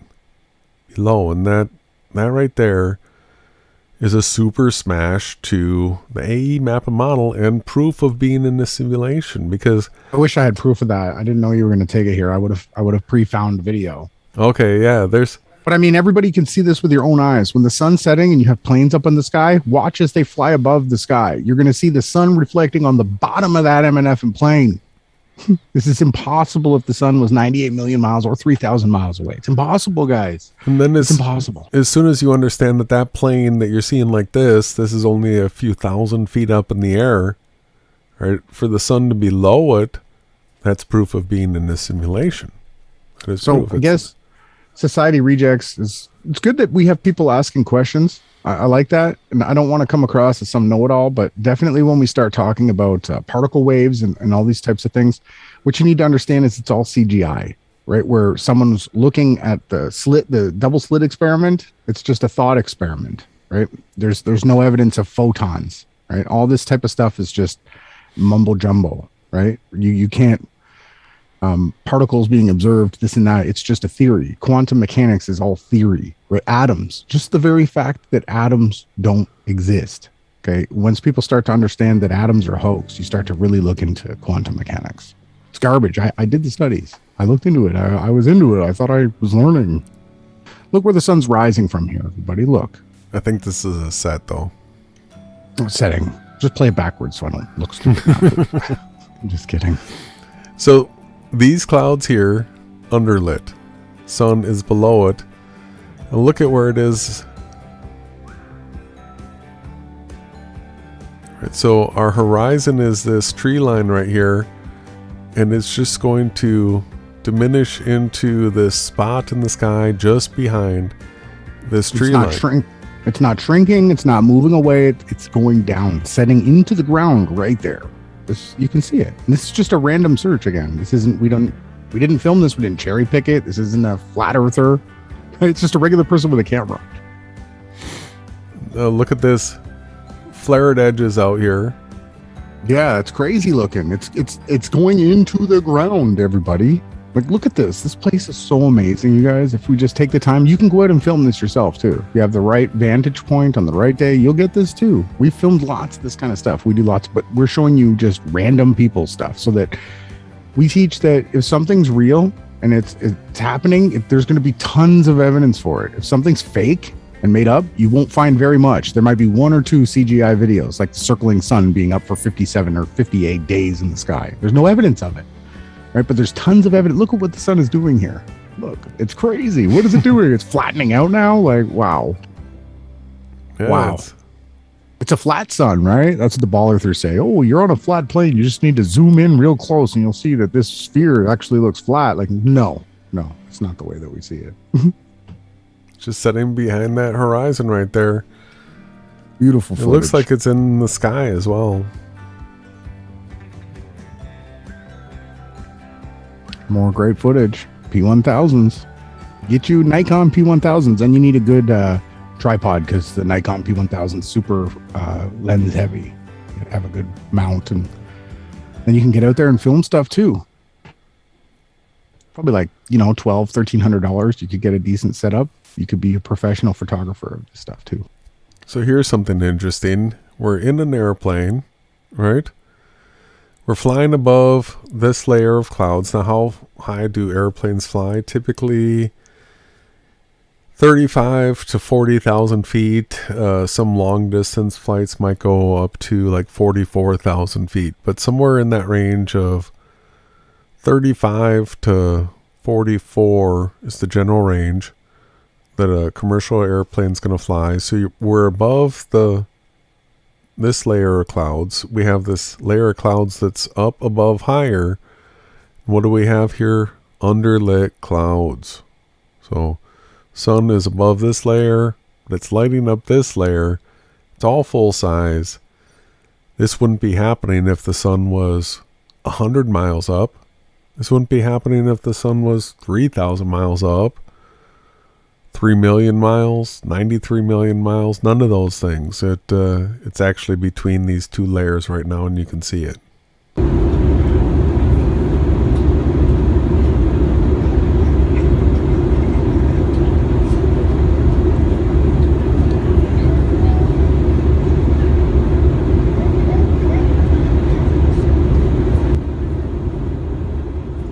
Is everybody watching? And there's more going on here. Yes. Society Rejects brought the scripture up.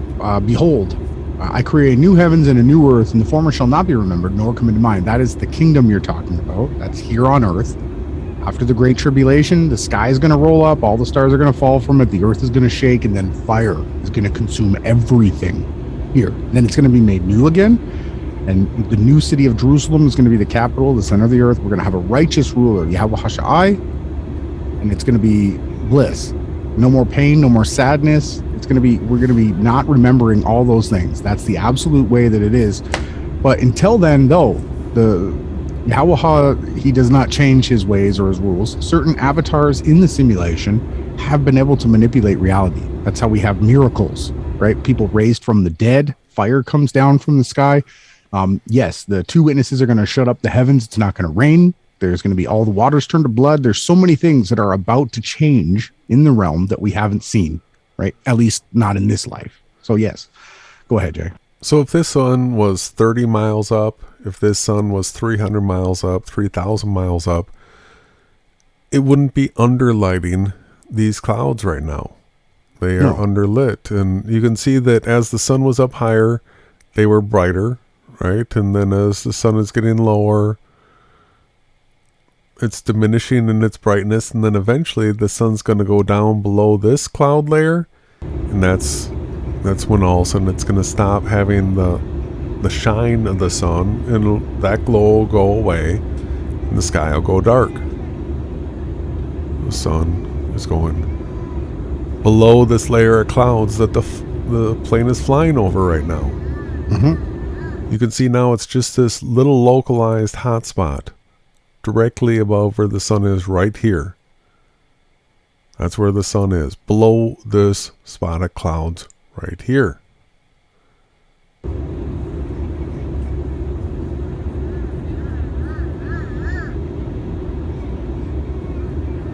And then this clip ends.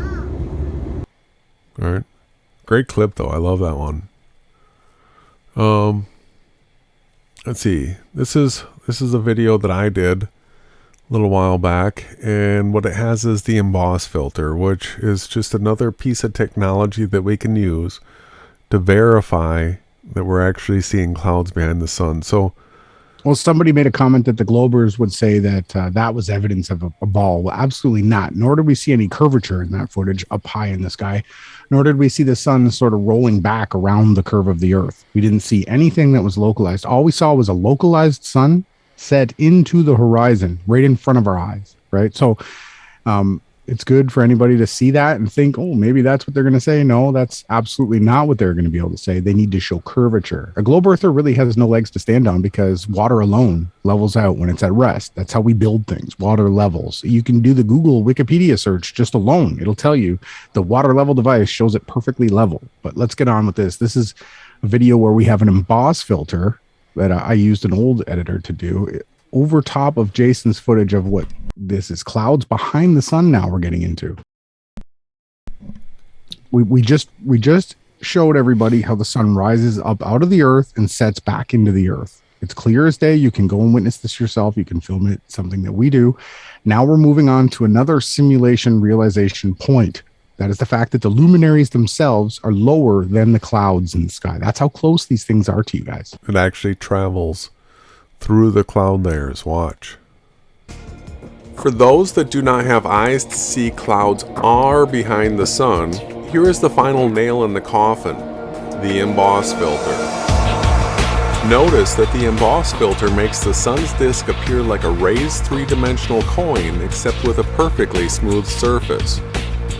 When texture appears within the circle of the sun, it means that three-dimensionally it is in front of the sun.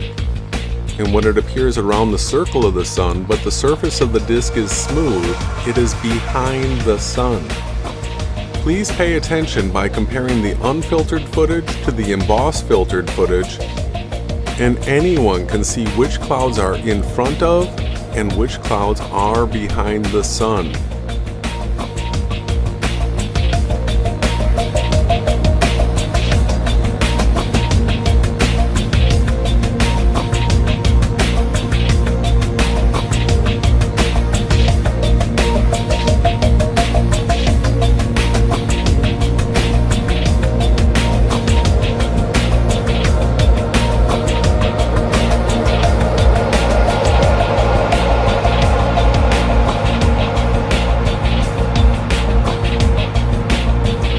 Another interesting aspect of this is the fact that, or did you want to?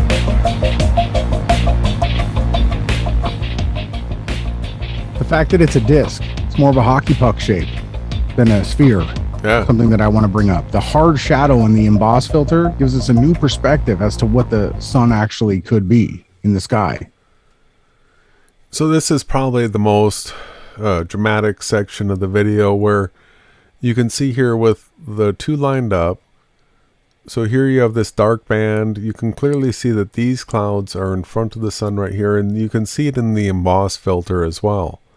It shows up, and then, so what I was saying before is this smooth section of the sun, that there's nothing showing up on the surface of the disk right here. There's no clouds in front of this section. But then if you look over at this picture, so you have this no clouds in front here, but then you can clearly see that this whole section back here is a layer of clouds going off to the horizon. Here it is over here, but the sun's going to be in front of it. Watch. See how smooth this section is right here? That is in front of the clouds that are behind it. It's obvious. That's why we put the filter on, to show everybody. It's obvious. We don't need the filter. We see it with our own naked eye observation. But this just solidifies it.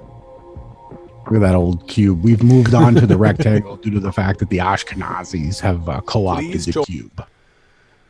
So that's another great piece of evidence for you being in a supernatural realm, a virtual world, right? Let's continue on with the next link. Now, you got the plane. I threw this one in because now all of a sudden we have interaction, right? With an object, a local object. We have an interaction with it and the sun. So if I take this back here, I was filming near the Austin airport and I just caught this plane coming in. Not that one. This. So you can see up here at the top of the screen, it just shows up here. Then you'll see more of it as it comes out here. But as it's getting to this point, now all of a sudden it's like shooting flames out of it as it's getting closer and closer to the sun. Let me go ahead and slow this down a little bit.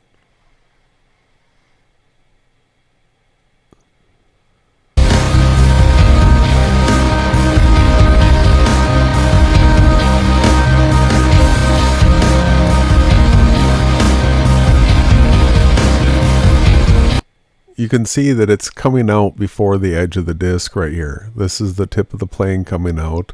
Right, you see it's the tail. This is still before the edge of the disc of the sun. So it's like popping out of the sun right here.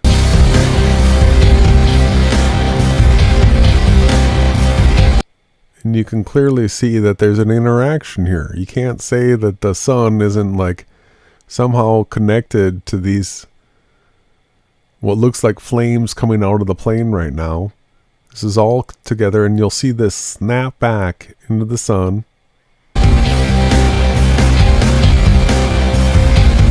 There, it's snapped back now. So let's go ahead and watch this in real speed. This is proof that an airplane, when within our circle of sight, can actually interact with the sun.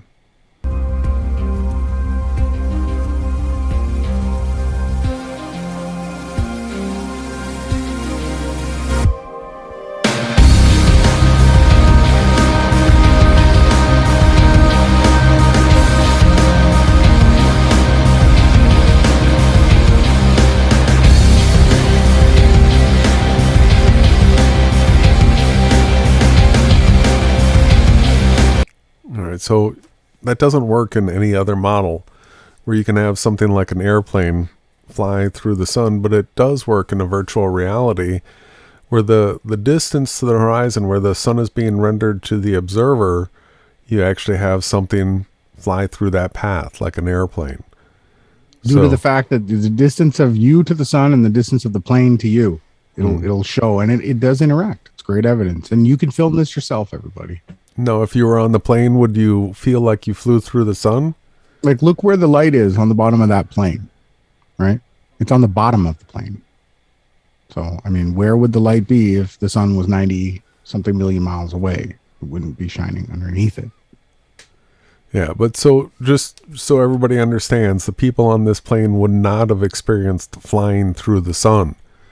Because they're at a higher elevation, the sun would have looked even farther away to them than it did to me, because I was doing a ground-based observation. That's going to make the sun actually closer. So these people would see it out at their horizon. Now the next one, this is what you found first, brother. Before clouds behind the sun, there was clouds behind the moon. And so here's some guy on YouTube, clouds behind the moon. He captured it. Watch. So the question is, Is that cloud behind the moon? Yeah. Yeah, it is. It's obvious. And remember, the moon is the lowest. I explained of the 7 luminaries, the wandering luminaries. The moon is the lowest to us, closest. And then, so because of the way the camera works, because of the brightness here, as he zooms in, now all of a sudden you'll be able to see the detail in the moon. But as the automatic exposure adjusts, then it's going to be hard to see these clouds. So it's sort of a one or the other, where you either have the detail of the moon and it's hard to see the clouds around it, or you have it like this and then it's clear to see it in front. But watch. Or not. Now you get the brightness of the moon overtaking because of the focus. Yeah, that auto exposure. You can still see here the highlight of the clouds. It's hard to see, but if you were to crank this in a video editor, you would be able to see that there's the line of the cloud right here.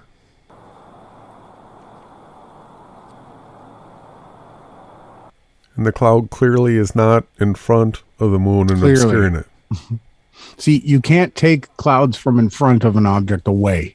When they're behind, you can change the exposure and you can bring the brightness of just the moon, but you can't make the clouds appear behind if they're in front. That's most of the footage that we have has both clouds in front of and behind at the same time.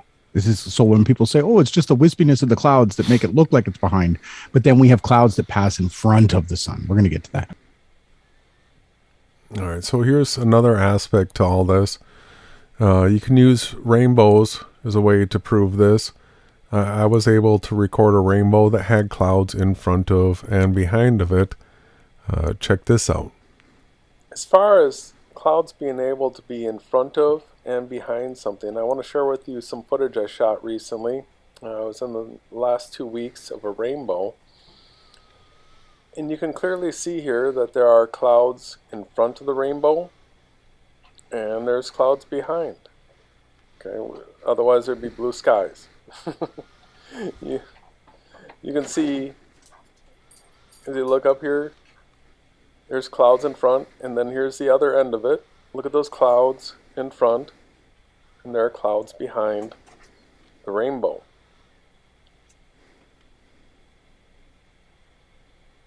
All right, this is sort of obvious, but there's a point to it.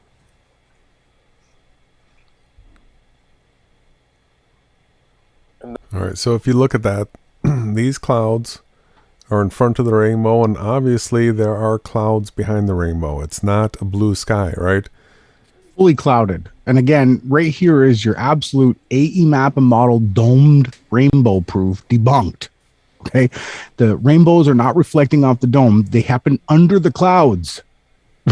It's obvious. They can't be being projected from some holographic projector up in the sky. No, it's coming into reality right there. And we've got clouds in front of and clouds behind the rainbow. You can clearly see, like Jason said, does the sky look blue behind this? No. Anywhere do you see blue sky? No, it's all cloudy.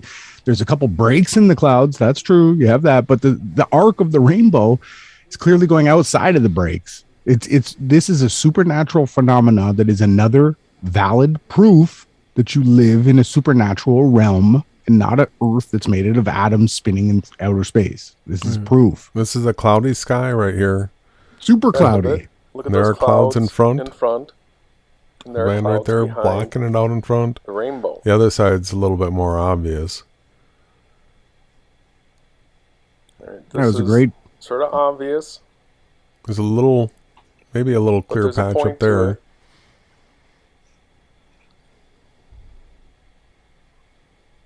And if the moon is high. Now, if you're watching it close to the moon rise and the moon set, that's when you're going to see the clouds behind it. Now, as far as clouds... All right. So, yeah, it's one of those things, the pot of gold. You can't get to it. Can't get to it. You start walking towards that rainbow and it goes to the next ridge behind and then the next ridge behind.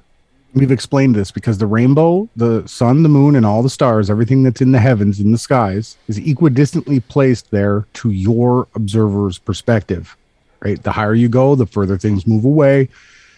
You can never get to the end of the rainbow because it moves away from you. It stays at a fixed distance from you, always. You can't get to the moon because as you go up to the moon continues to move away from you, right? That's why we know they never landed on the moon, and you'll never get a pot of gold at the end of the rainbow. So simulation realization. Our next tab is another way of taking a look at simulation realization proofs.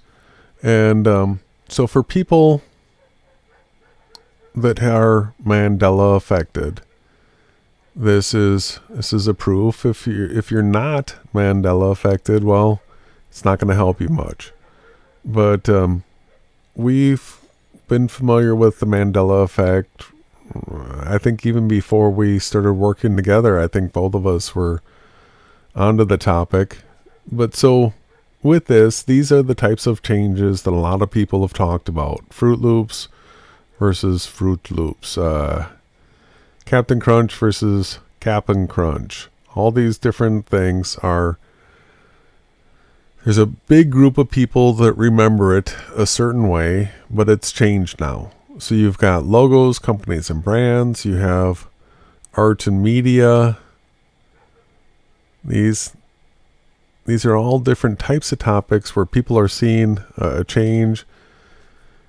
They have, in art and media, they have a biblical verse, Isaiah 11:6. The lion and lamb will lie down together, but now it's the wolf and lamb will lie down together. Well, Ronnie found another one that we're going to go through tonight. But there's geography and government changes, history. They have this list here, celebrity names being changed. They have a list here. Of course, you can see the 3-row JFK car now. Just a whole bunch of changes that if you are affected by this, the explanation for it is the fact that we're in a simulation. So it's like a find replace where these things can be changed. Now the creepy part of it is that like the ink and paper, the actual Bibles, those things can be changed as well. And so you found another change that I wasn't familiar with tonight. And this comes from...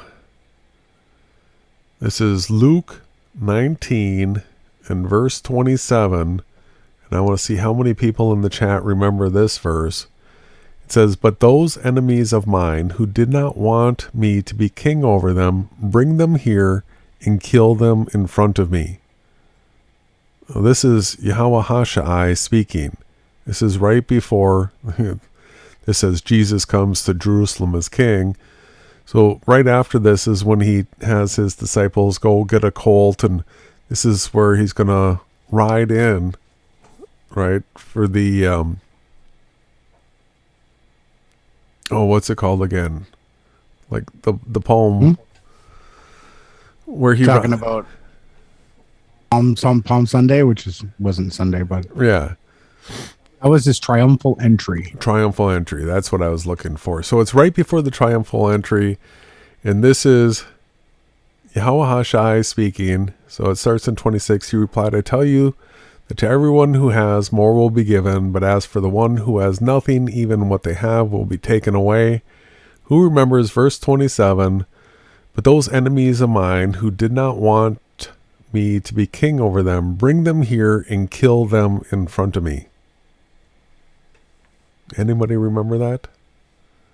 No. I don't remember that. Yahawahashai never said to bring anyone near to him and slaughter them in front of him. No. Yeah, so how do you rectify that? How do you justify something like that? Where we know, our memories are very clear that there was no accounts of Yahawahashai say, "Bring my enemies in front of me and kill them in front of me." But yet this is what you're going to find in your Bible now. All right, you pick up your paper and ink Bible, it's going to have something like this in it now. But people that have studied it, that actually took those scriptures into their heart and embedded them in their heart and mind, yeah. So this is another simulation for proof that people, for the people that can see it. Last two tabs here have to do with another way of looking at this. We're having to show footage from a recent hangout where let me make this as big as I can. This is a recent hangout where we're playing a video from Matt Long, where he's up in a plane, he's using a P900, and he actually records the sun coming up through the cloud layer below the airplane. Right? Hold on. I sent you a link. You don't have to zoom in like this. Matt actually sent us the link. Huge shout out. Oh, nice. Yeah, I sent it to you in Zoom. Okay. Throw the thumbnail up. And while you're doing that, I noticed there's some more stuff in the chat. We got this JK Grunge person says, I'm lost, guys. You believe in creation and simulation? How do those two things go together? Okay, hang on before we play this. Yeah. JK Grunge, I want to say this as nice as possible. So you obviously missed the before here. Do you know of a simulation that's ever come into being on its own accord? Because every single simulation or video game or anything that I've ever seen has a creator. So what we're stating is that the scriptures clearly tell us how it was created, why it was created, and who created it.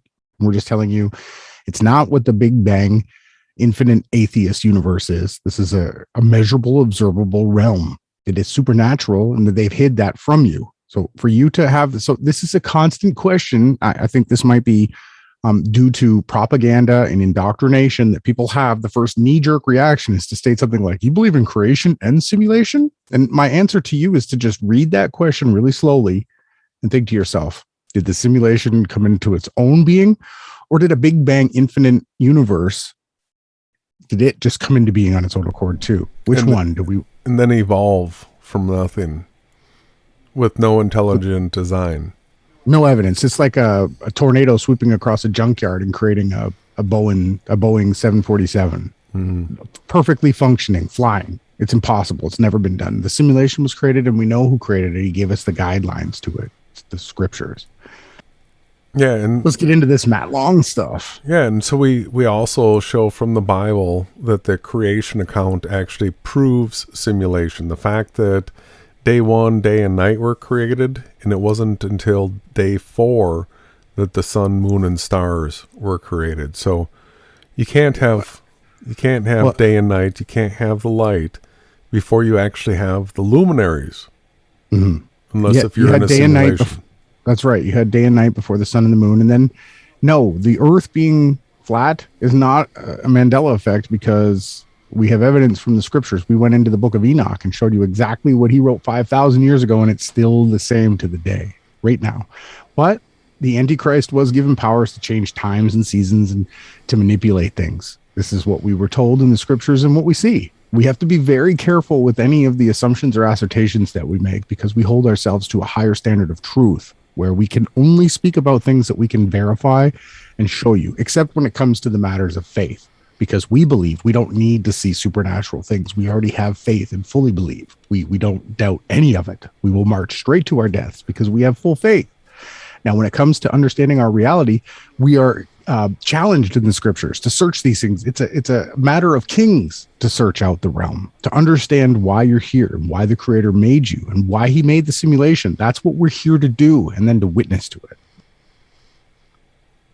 So here Matt's going to take us on a flight, and he's got the Nikon P900, I believe he was using, and he's going to show us the sun coming up through the clouds. Check it out, everyone. So here's the video I took. As you can see, the sun is about to start rising, and it's not even past the horizon. You can see the horizon in the background, and the sun is going to start rising through that thick layer of clouds right there. Now, if the sun is 93 million miles away, it would be rising at the horizon, not in the middle of the clouds right there. Excellent point.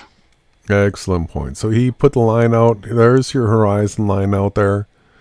Sun's coming up through the middle of the clouds before the horizon. It's coming up through that layer of clouds. Then once the sun gets up above the clouds here, then we can start to see shadows across these things. His footage isn't long enough for this, but we've shown other people's footage of this.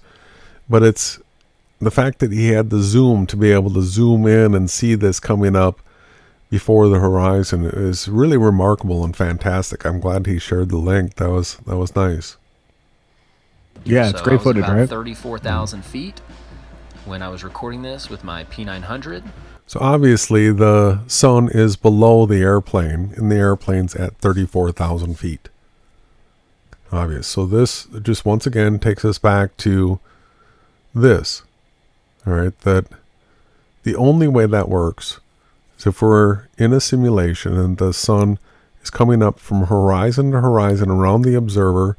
Then if you have a layer of clouds right here, if this is 34,000 feet right here, it's going to come up through that layer of clouds. It's the only way. Oh, it's over here.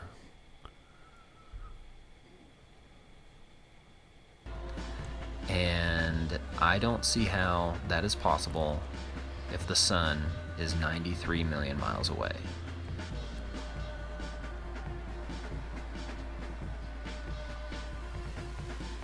Or 3,000 miles up, or even 30 miles up. All right, because this sun is below the airplane, and the airplane's at 34,000 feet. What is that, roughly 6-7 miles? So even if the sun was 30 miles up, this wouldn't work. The sun has to be below the airplane right here.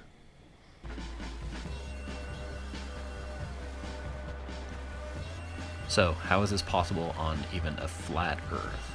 Well, we've shown it. We have shown it, and it has to do with this. And we'll continue to show this over and over and over again until people truly get it and it sinks in. Being in a virtual reality or a simulation, it's not speculation anymore, people. You can actually test and prove this to yourself. So I hope we've been able to show you a few ways that'll help you in your journey to this realization.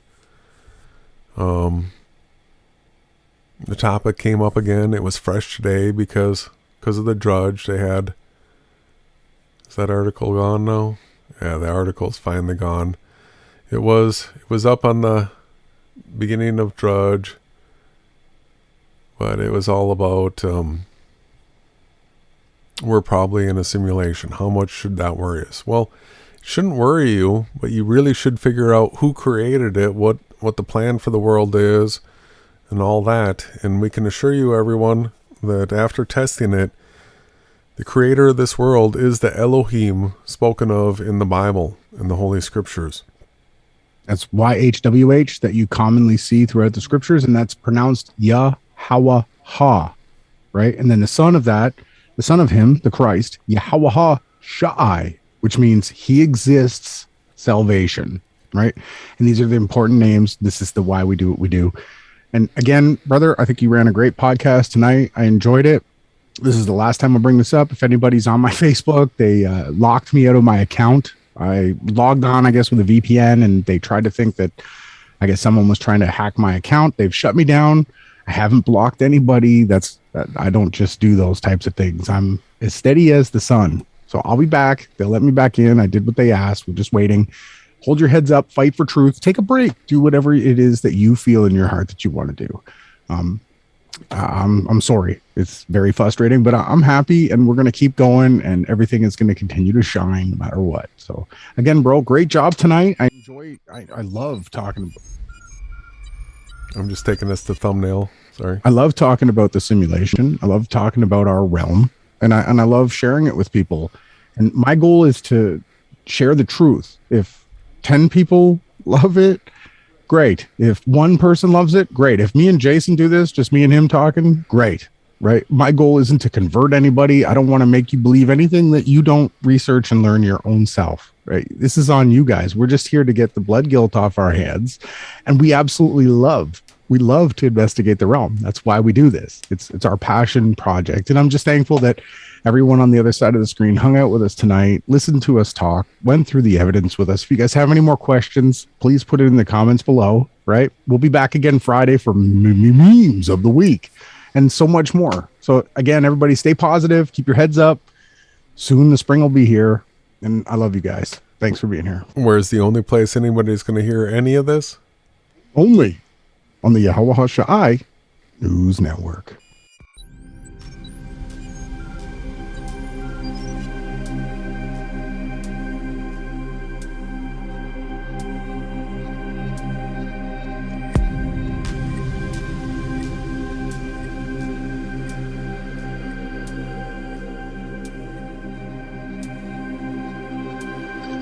Colors intertwined, floating above a world you can't describe. Let the sunlight fade. You know I'm here to keep the dark away. Just close your eyes.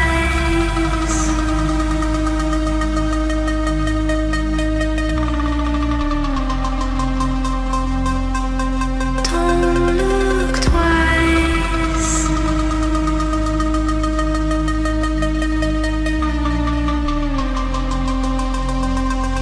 Just close your eyes.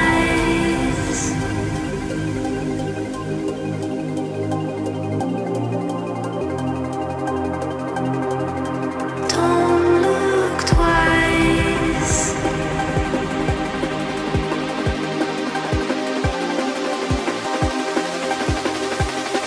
Just close your eyes. Don't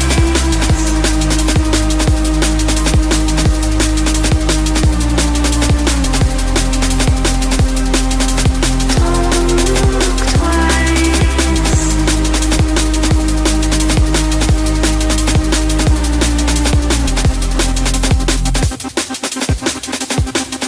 Colors intertwined, floating above a world you can't describe. Let the sunlight fade. You know I'm here to keep the dark away. Just close your eyes.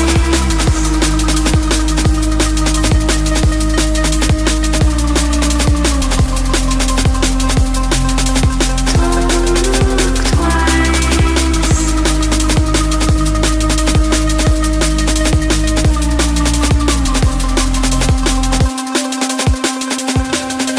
Colors intertwined, floating above a world you can't describe.